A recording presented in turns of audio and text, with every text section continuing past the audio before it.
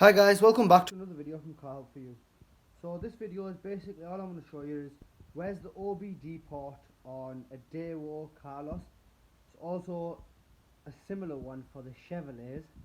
I'm not too familiar on which model, but this one is a 2004 model. Daewoo Karlos, they come from 2002 2004 in the same shape. OBD ports are around the same area. You'll be looking at it around here, sorry.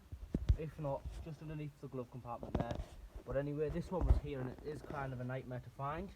So I'll just turn the light on so you've... Oh, the battery's dead in this light. I apologise in advance guys if you can't see properly. So basically this cover's there.